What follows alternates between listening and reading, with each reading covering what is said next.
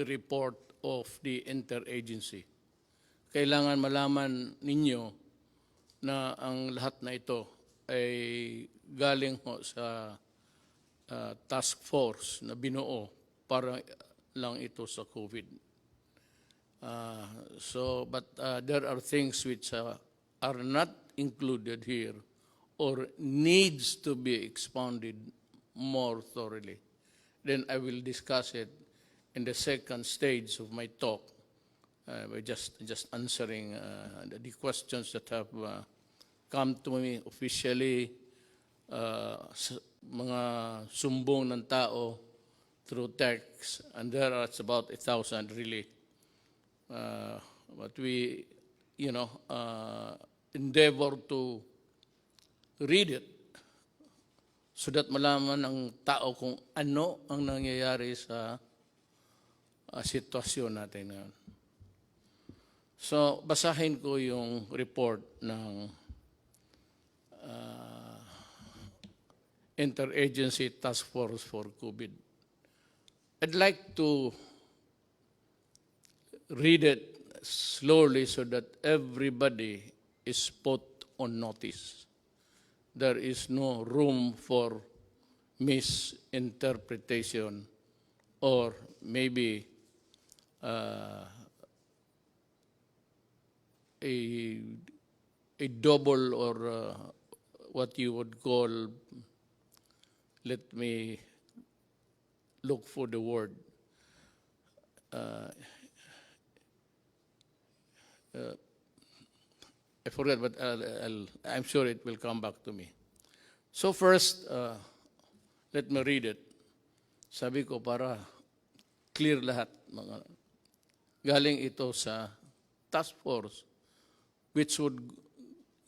whose actions would govern the behavior of government, pati ako.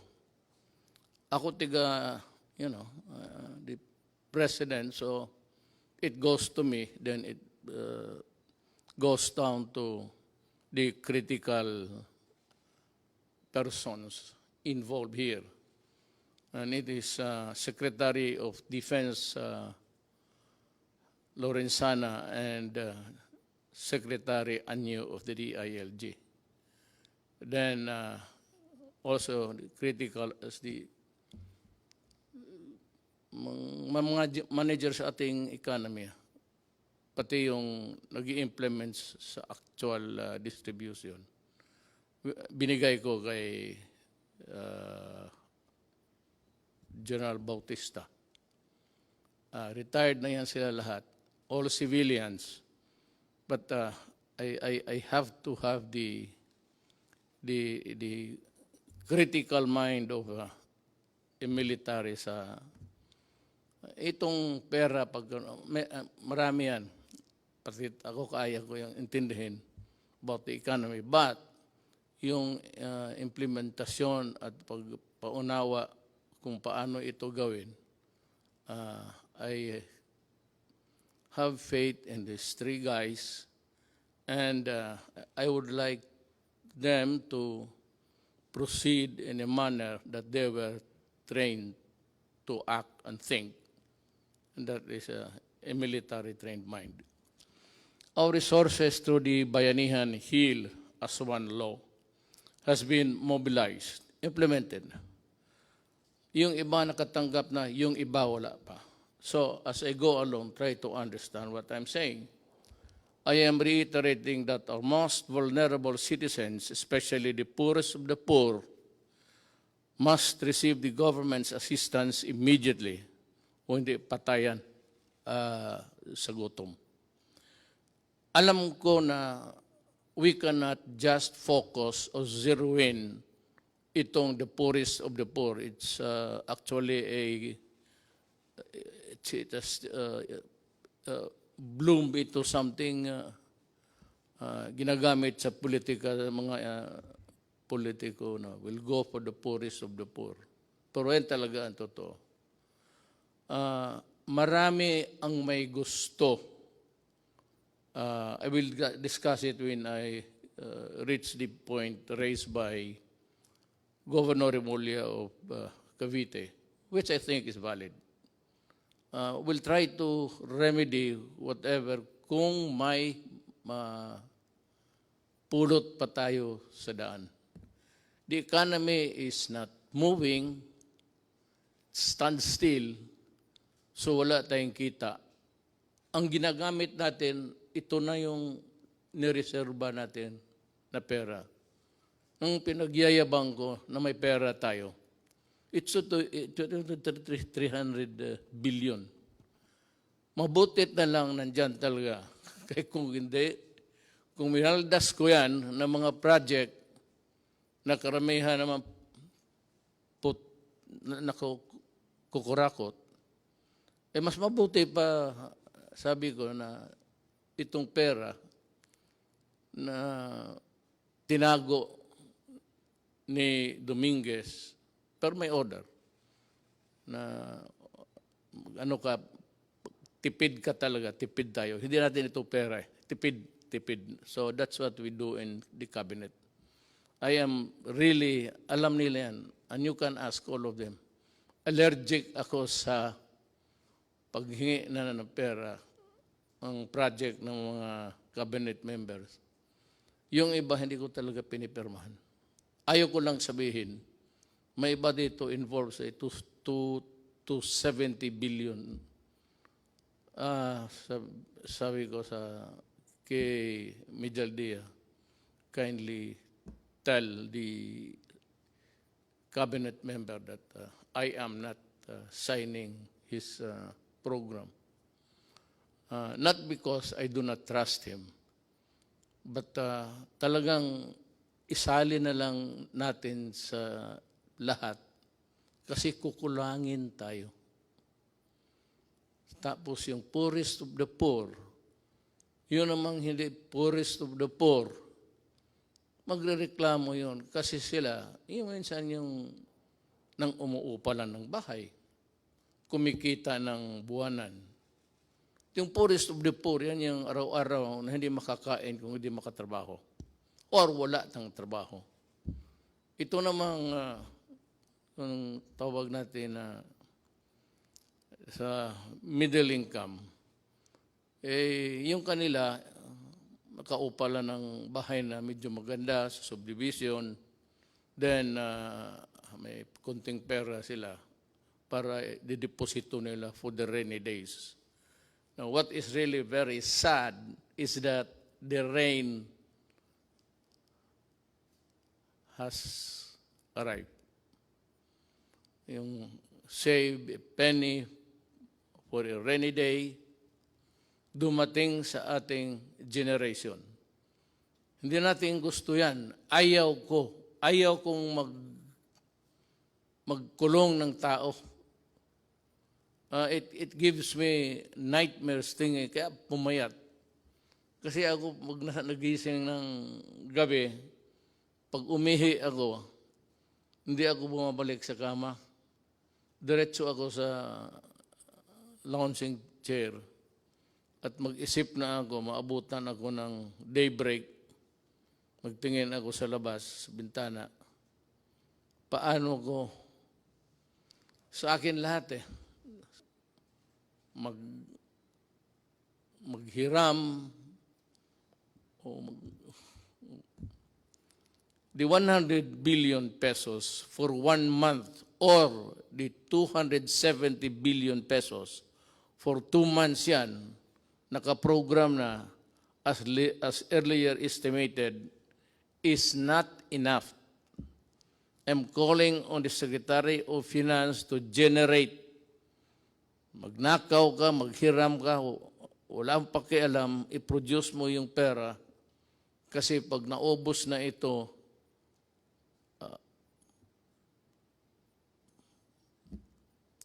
hindi ko malaman. Itong COVID na ito talaga yung tunay na at the start sinabi ko sa inyo. Bantay kayo dito, bantay tayo. Talagang yayarain na itong COVID na ito. It might not really cripple a country, but it will, of course, cause sadness and fear kung paano tayo makaraos dito. We are exploring options to adjust our budget. Yung budget na yung earlier na budget, wala pa yung COVID.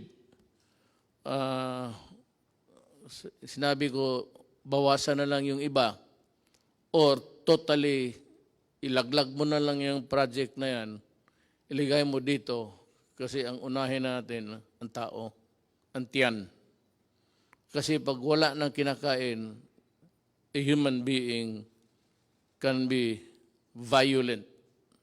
Especially makita niya yung mga anak niya wala nang kain, nag-iiyak siya, maghingi ng gobyerno, tapos wala na akong maibigay at maubos yung bigas natin. Parang hindi lang ako, lahat sa buong mundo. Kami yung in charge sa gobyerno. Yun ang problema namin. Problema ko, problema ni Trump, problema ng lahat. Kasi yung economy nila, pareho man tayo lahat. Walang kita. Puro gastos na lang. Wala nang kumikita araw-araw na magbayad ng buwis, magbayad kung ano-ano. That is income for how it would impact on our GDP. Yung GDP is just yung income ng ekonomiya based on the income ng gobyerno. That's what it's all about, actually. So, ang gobyerno kasi cannot print so much money. Hanggang ano lang ang value ng ating economy that is equal to your value, how much money you can print, how many trillion or billions are you allowed. Yan ang economy mo. Hindi mo sabihin na, mas malaki yung iyo kasi mas malaki yung sa Amerika. Sa Amerika naman, may trabaho. Lahat nagbibili ng eroplano, bala, kasi gusto ng gulo. Ang gulo para kumikita. Well, okay, if you look at it that way, well, they want wars to continue so that they will earn, so that yung bala nila, baril nila, yung mga kanyo nila, mga eroplano nila, bumibili tayo para, kagaya nitong atin ngayon, patayin yung Pilipino kasi nagre-rebelde, nagkikidnap, tapos binababoy yung tao, pinuputulan yung ulo, pati mga sundalo ko. Ganon. So that is how it is. Everybody wants war, trouble, because kung wala ng gera, ang kita nitong mga to, these countries, producing the armaments and the lethal things in a inventory sa bodega. Ganon yan. Isipin mo na lang kung wala ng gulo. Sino magbili ng bala? Sino magbili ng baril? Yan ang isi-share ko, yung nalaman ko lang. The little knowledge that I have. I'm sharing it with you. I may need more minutes or hours to talk with you. But at least kung makinig kayo, you'd be able to understand even my paradigm, ang paningin ko sa buhay. At ang paningin ko kung saan ako tatagal. Saan ako pupwesto dito. Once again, I am asking the utmost cooperation of the public in these trying times. Let us see the needs of our poor brothers and sisters who are hit most by the pandemic. You know, lahat tatamaan ito. Kaya sa lahat ng bansa sa mundo, isang order lang Pasok kayo sa bahay, huwag kayong lumabas kung ayaw ninyong mahawa. But for those people, Filipinos, who have to, go out to earn a living sa mga palengke, makikita mo naman, nobody's obeying the order. And,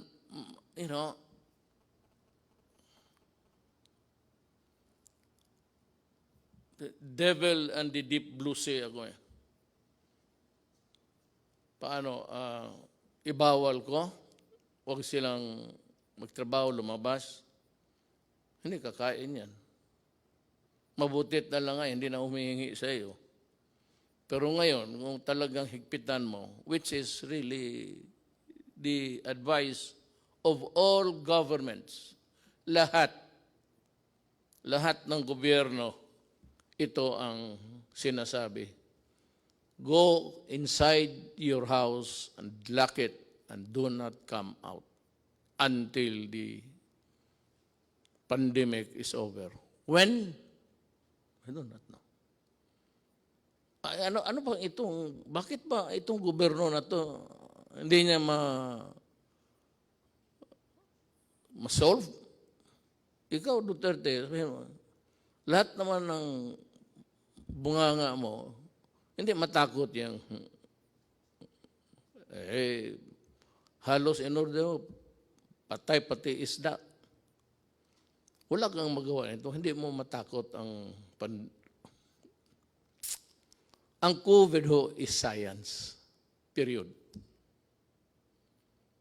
The reason why we are ordering you inside the house is also science. Period. Hindi ito kalaban na galing sa it's a goddamn microbe that's crawling all over the world. Sa Amerika, marami na ang patay. Italy, ang France, in one day, or was it Italy? In one day, 500 ang patay. So it's a deadly thing. That is why, huwag kayong lumabas. Kasi, alam mo ito, it's in the air. I hope you were able to see the Japanese experts science paano mag-transmit. Kung kaharap ka lang ng ganun dito, less than 10 feet away, then I sneeze, mag-atching, mag-ubo ako. Tapos tinignan nila sa infrared, pinatayin lang yung ilaw, tapos tinignan nila at tapos naglagay sila ng dami. Pag makita natin, nakita ko this morning, early, paano lumilipad yung sumasama sa hangin. Kaya mag-mask kayo. Kasi pag nahigop mo yan, it's in the breath. Lahat naman tayo humihinga. Pag nandiyan ka, less than 10 feet, may hangin, dadalhin yung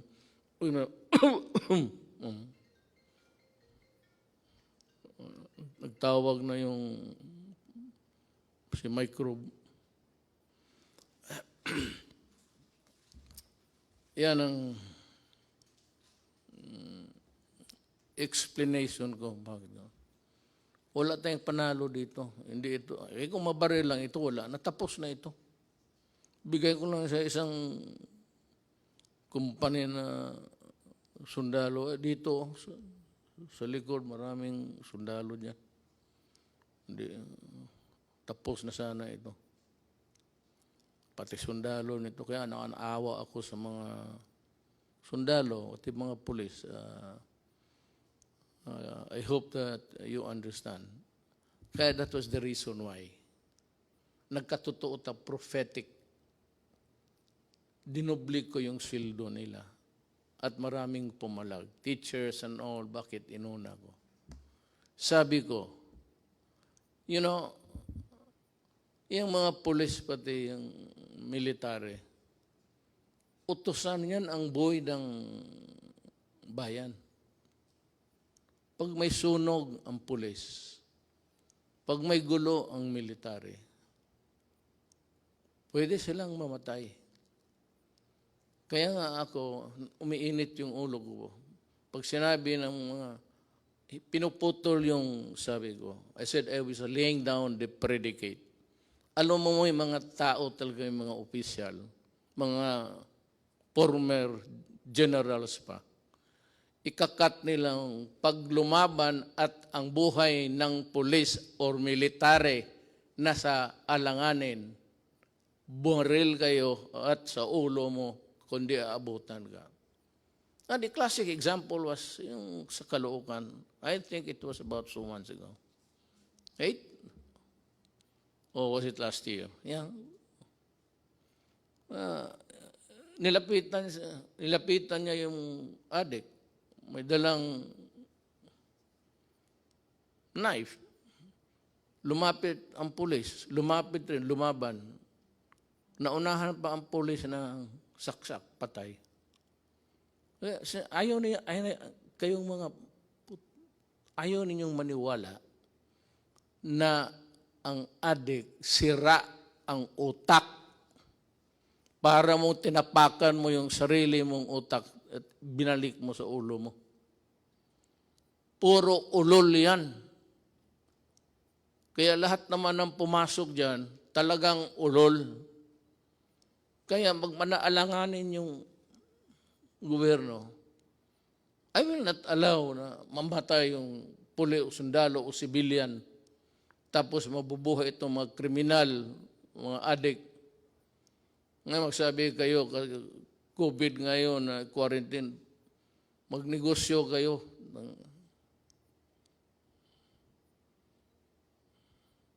Wala nang malagyan eh.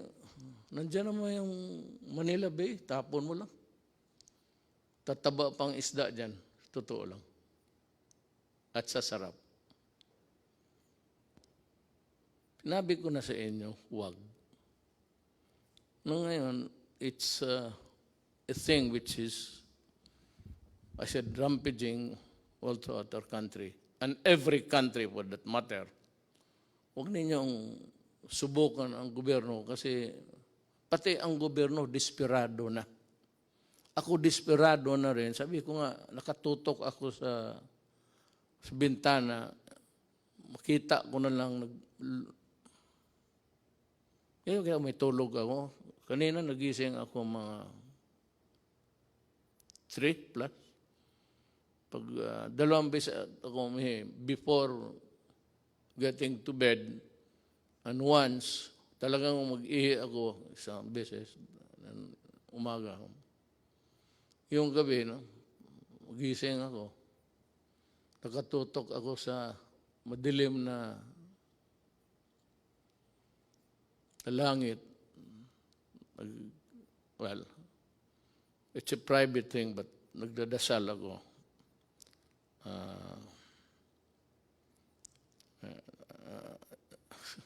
Basta nagdasal ako para sa bayan ko. Kasi yung iba-iba ang Diyos nila eh. My God is the true God. It's only one God. Doon lang ako na, hindi ako nag-ano ng iba.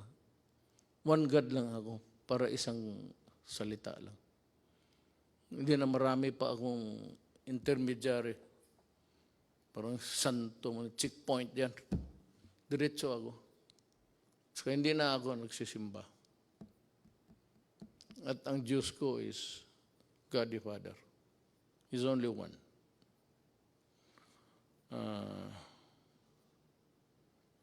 To my fellow, to my brothers and sisters, especially those who have more in life, baka makatulong kayo sa extent ng financial assistance. Kung hindi mo na masyado kailangan at alam mo na may minagugutom, bigay mo na lang para hanggang maubos ang may border yan eh. Tulong mo hanggang dyan lang. Ang gobyerno, ganun. I would like to be honest. Ang 100 billion pesos per month, 300 yun. So, ang 100 billion pesos budget or 270 billion pesos for 2 months as they are estimated. Hindi talaga tatagal yan. It's like water, spring. Ewan ko itong Pasig River, how long it would.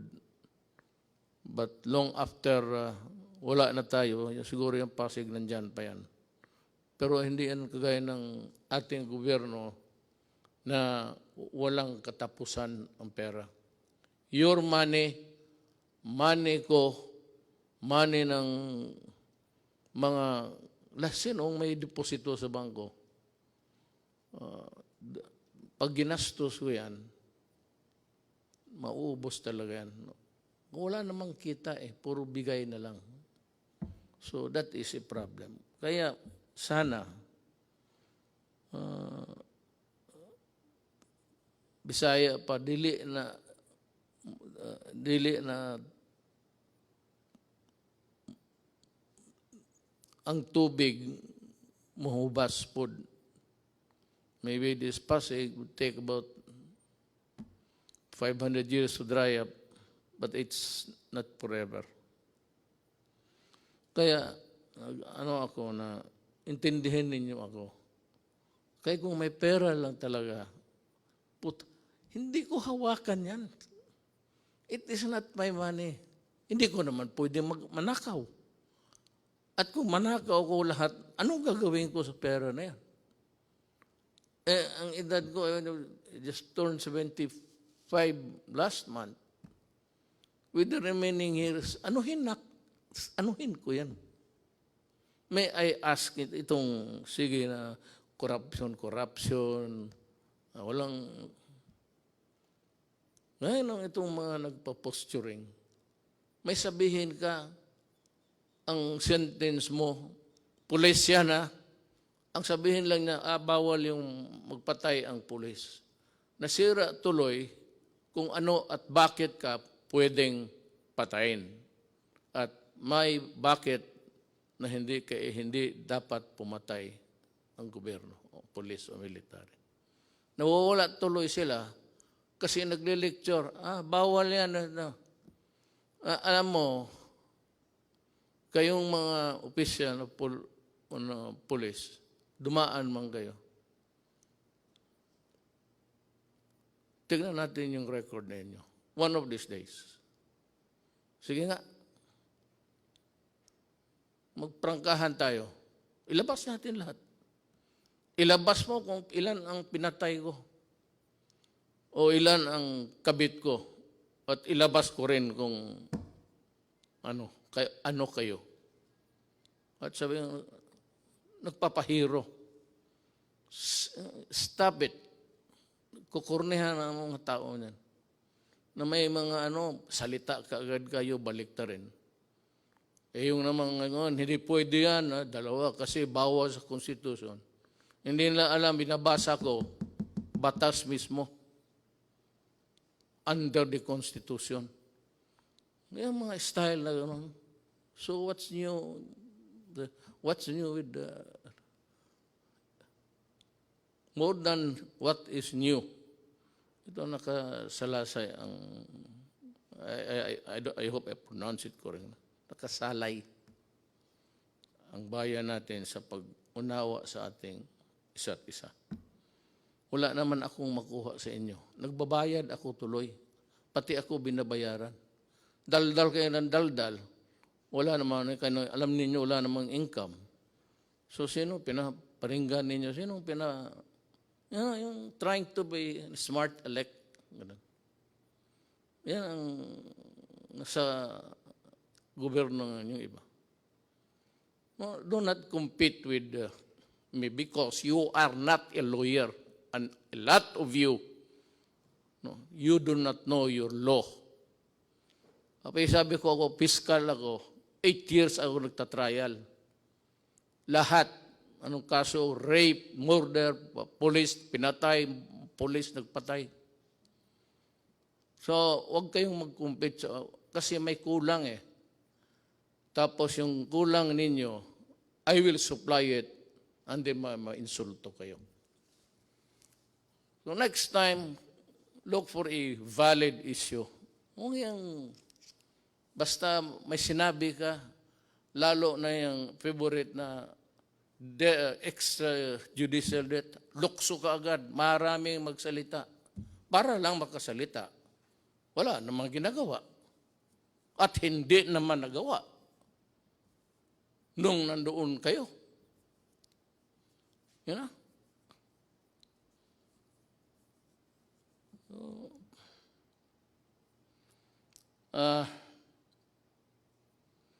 Let us take this problem one at a time.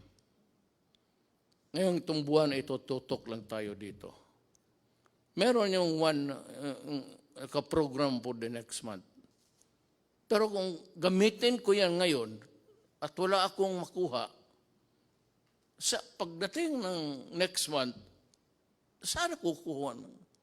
Sabihin ng Kongreso, binigyan ka na nga namin ng bilyon-bilyon.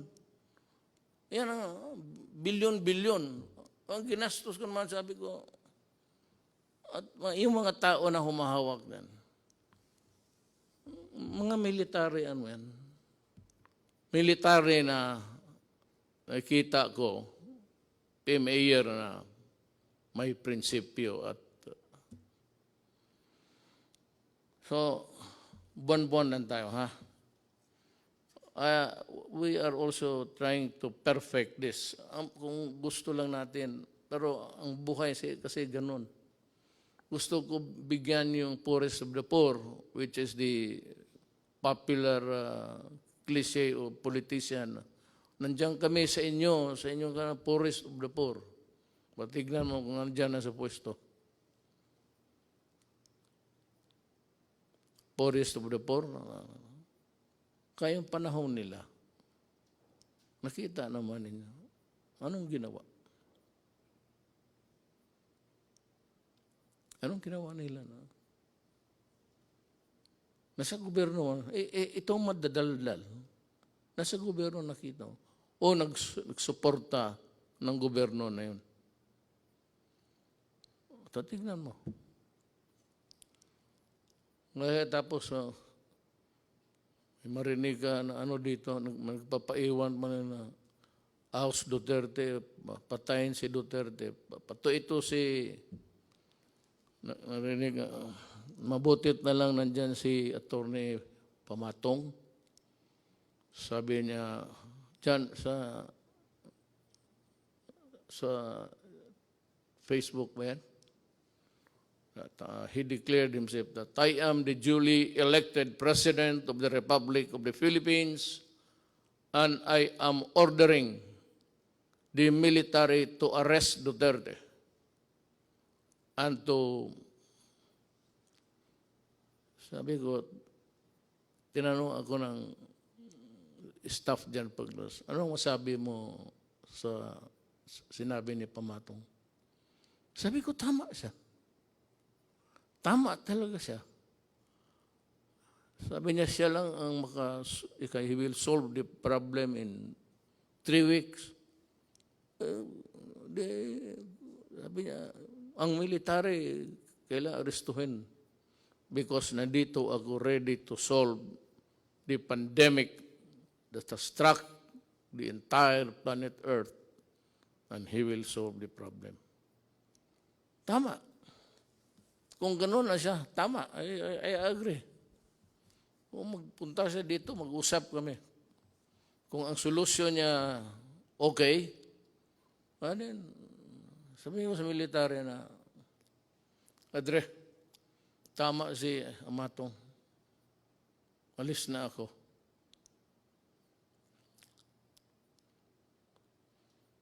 Yung private sector, kung makatulong lang kayo. Alam mo bakit? Hindi yung private sector na yung buwanan lang rin ang sweldo pero may bahay, either financing o umuupa sa category, unfairly though, middle class na yun sila. So sila, sinulatan ako ni Governor John Vic Remulla. He said, among the memo dumating sa akin is, ang humingi nito, among them is Governor John Vic Remulla, who is appealing to include the middle class in their constituency because kailangan rin nila. Ako, I agree. I know the political, economic horizon of the country. At least, nung akin lang, yung maliit kong sabi ko, hindi ako nagyayabang, maliit lang yung akin, how I deal with the problem. Alam ko, at kung maari lang, isali ko sila. But can they be included in the 270 next month? Hindi nga eh. 217, yun yan. 300,000 minus 270. Yan ang maiwan. Kasi, yung sa estimate namin, hindi nga namin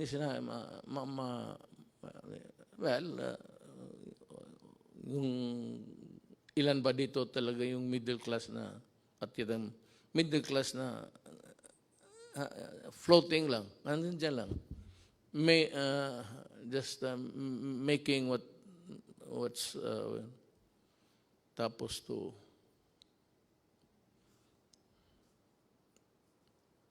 both ends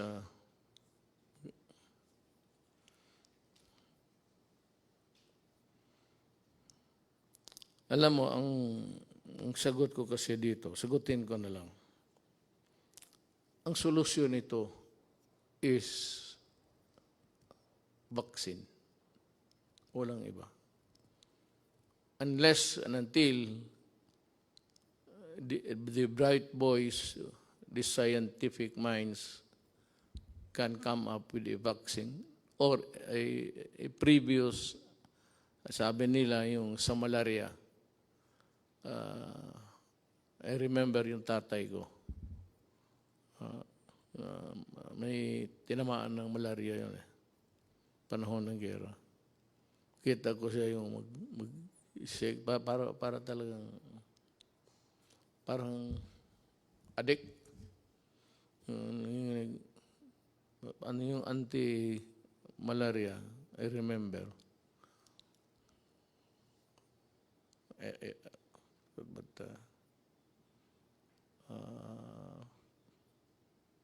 mamaya sabihin ko.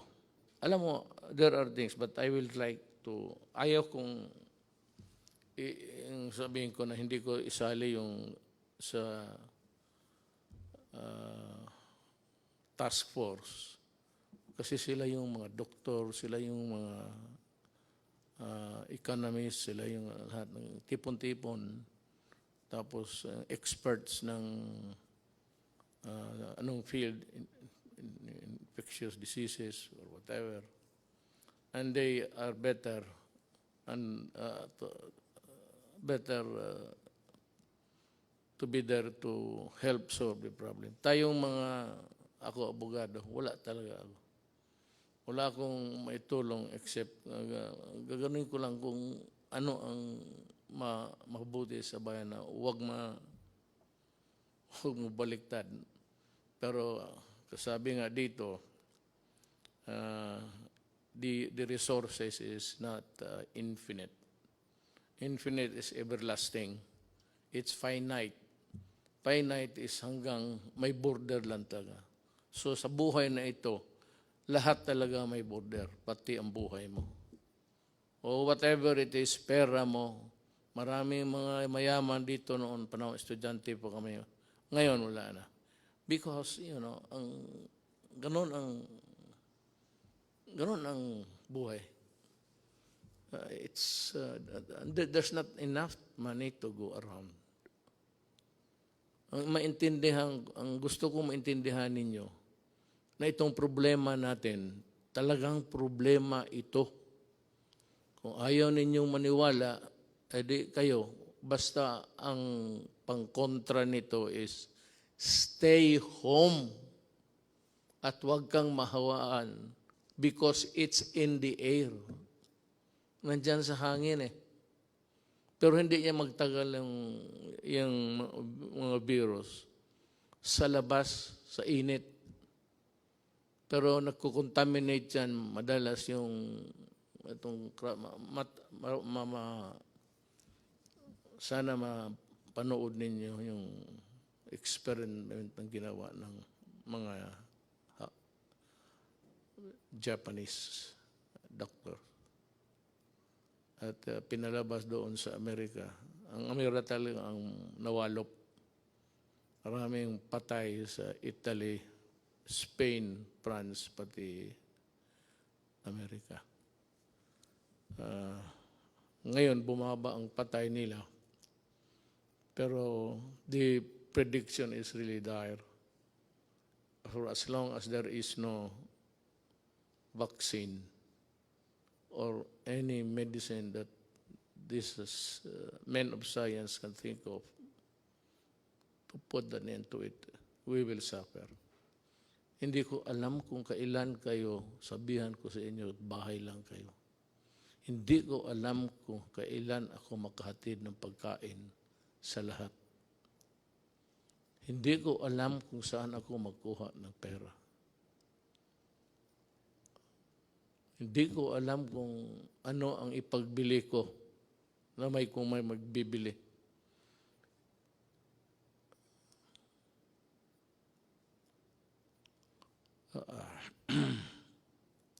So just stay alert. Makinig tayo sa, hindi ito trabaho ng abogado ha. Trabaho ito ng mga medical experts pati men of science. Hindi, kami, I just happened to be here. I just happened to be here. To my chagrin, maybe. Bakit sa panahon ko tumama itong mas matindi ito sa gira. Walang kalaban eh, hindi mo makita. Kakita mo pati lahat, pati Taliban, takot sila. Lahat. Kasi yung pawis ng sagaran mo yung pawis, yung distance rule, social distancing. Okay, I just say, distant rule. Isundin lang ninyo. Kung hindi ninyo masunod, well, I would say na, hindi naman kasiguro kayo mamamatay. I hope not. I hope that you will not get sick. I hope that you will not die. Alam mo bakit kung mamatay ka? Sabihin ko sa iyo, galing hospital o kung saan ka clinic, your body can only be handled by people who are fully protected.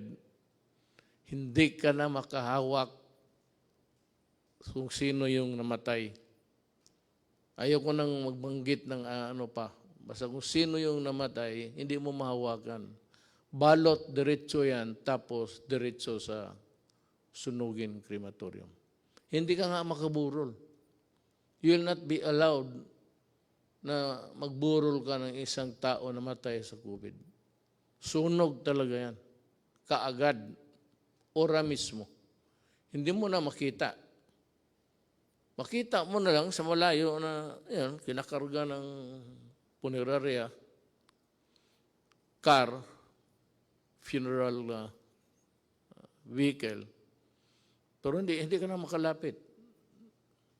Baski mayaman o mahirap. You will not be allowed to go near, touch the whatever it's. Wala, diretso na. At walang libing yan. Sunog. Kaya I am forced to say this because dapat ninyong what is really at stake. At ano ang, kung hindi kayo magsunod. And as I have explained, it is like yung kadena de amor. Habang may driver mo o magpunta siya sa utusan mo, mahigop niya, bumalik siya sa kotse mo, magsakay yung anak mo, ikaw, makuha mo. Hindi na siya kailangan mag-atching-atching pa. Yung breath niya, yung ginawa niya, nasa kotse, yun. O anak mo, payagan mo, mag-socialize, mag-inuman, tapos may yung isa, may tama pala, kasi ang tatay niya galing sa tapos isang kwarto, hindi niya alam na delikado yung enclose, mabuti pa buksan, aircon ka, buksan mo. Ano ko lang yan, kasi yan man sinabi ng hapon. Ganun ang interpretation ko. Ngayon, kailan matapos ito, Duterte, ang paghirap mo sa amin? Hindi po. Handa po akong, sabi ko, kung totoo yung pinapahirapan ko yung Pilipino, anytime po, sabihin ni Amatong bababa na ako, at sinabi ng military, totoo yan, subukan niya itong 3 weeks. Okay. Wala naman akong dyan para makatipid tayo sa bagay, wala nang burol yan. Hindi yan yung patay mo na tatay, nanay, anak, asawa, na iburol na mag-iyak ka, marang magbisita.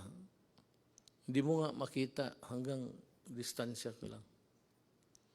Hindi ka maglapit. Parang robot yung dyan lahat sila lang pwedeng humawak, sila lang pwedeng magpasok doon sa burner ng katawan. Sila lang. Ikaw, tingin ka sa malayo. Yan ang consequence ng COVID. Ayaw kong sabihin yan. Pag yan ang totoo. But kung maniwala kayo o hindi, kung ayaw mong maniwala, di magpakamatay ka, makita mo kung saan ka dalhin at papaano ka. You are not even buried. Because you are a dirty carcass, patay. You must be destroyed by burning. Dahil sa COVID, the one single sa atin, COVID. Lahat yan. Yung problema natin sa COVID. Anong solusyon? Huwag kang mahawa. Paano po? Huwag kang lumabas ng bahay. Paano ang kain namin? Maghanap ka ng paraan. Pero, mag-ano ka lang, basta may mask ka lang. Kaya sinasabi, ako hindi, yung mask na, hindi naman ako magsasalita dito na parang gangster. Paano ko sabihin sa inyo, ito mo itong to.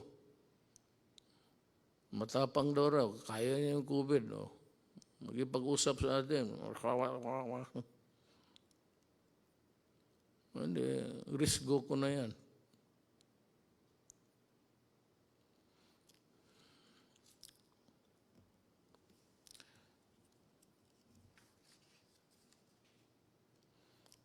It's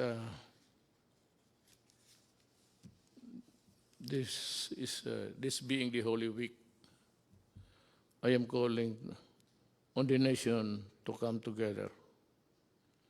This Holy Wednesday afternoon and pay tribute to the indomitable spirit of the Filipino and unite in one prayer to God to fight our common enemy. May dagdag, nag-improve ba tayo? I really do not know. How many died today? I have no, hindi ko alam kasi per ora yan eh. Pero sana,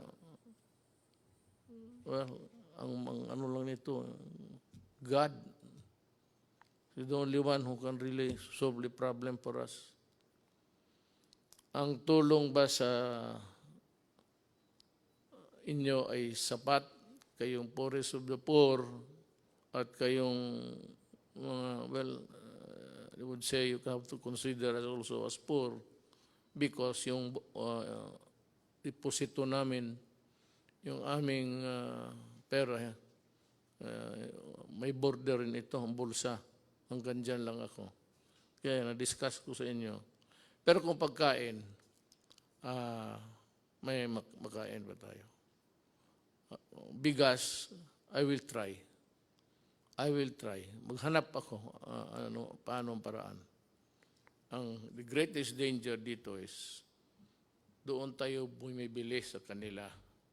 Ayoko lang sabihin I do not want to mention the country. But kung sabihin nila, alam mo, sabihin ko magbili pa ako kasi maubos na. Sabihin nila na, sorry, ito, hindi namin alam kung gaano katagal to. Mag-i-reserva lang namin. Maya na pagkatapos sa COVID, pwede kang pabilihan ito.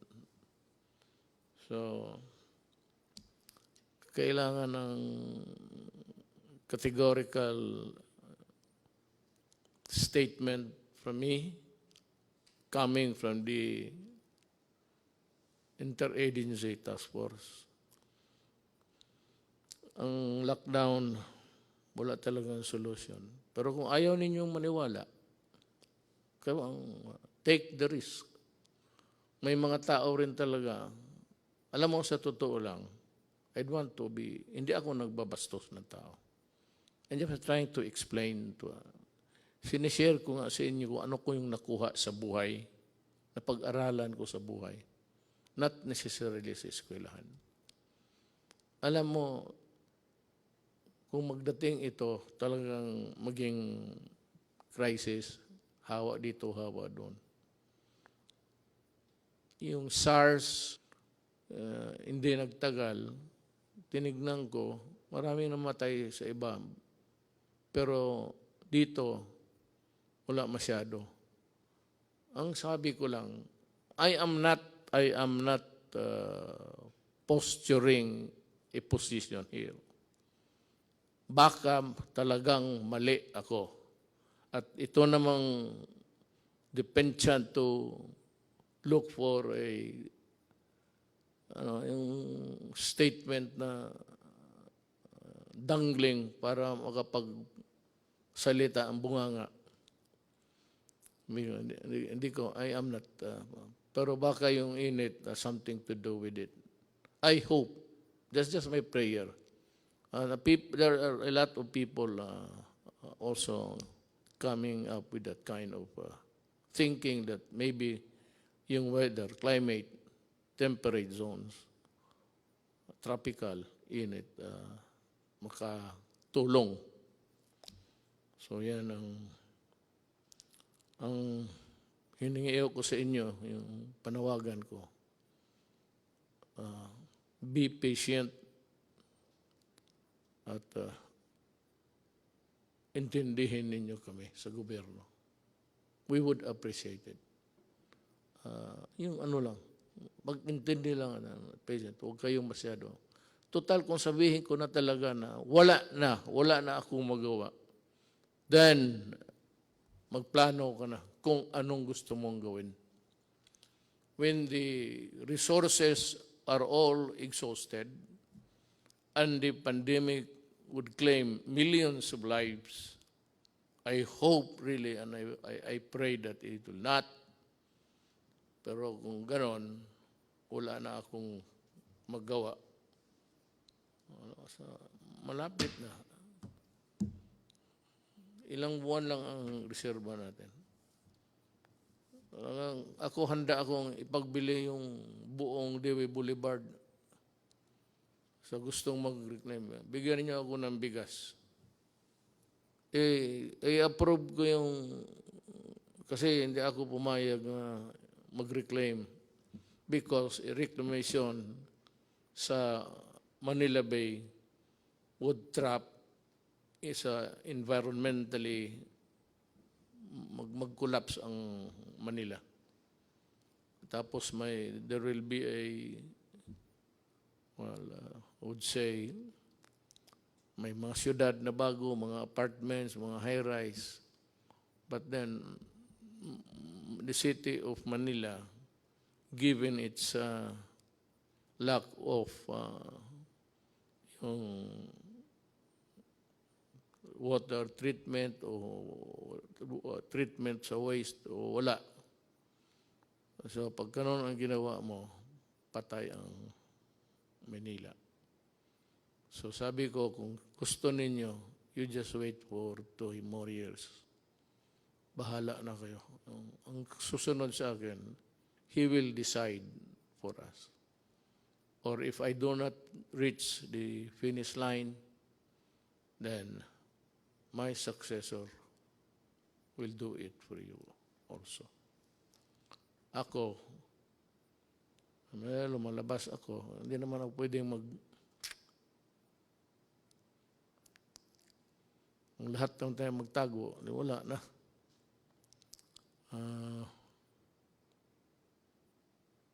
I have also to magsusugal rin ako. If you really want to know, we have discussed it actually even before this. We are inclined to extend the lockdown up to April 30. Tignan natin after that. In the meantime, magdo-double time kami doon sa tinatawag ninyong middle class. How is it defined or arrived at correctly? We will talk about this. May I address myself to the people who have the money now to help, pati yung mga employers. Alam mo, tulungan ninyo ang gobyerno, ang bayan natin. Kasi pag bumagsak ang gobyerno, bagsak kayong lahat. Sabi ko nga, I end this with a prayer. Yun, gusto ko lang masabi rin ano nga sa utak ko para maintindihan rin niyo ako. At sana, next time I would talk to you, baka mag-improve na ang situation. Whatever be the correction, kung makorek itong, it's an anomaly sa ating buhay sa mundo. May ganun eh. So, if it can be corrected,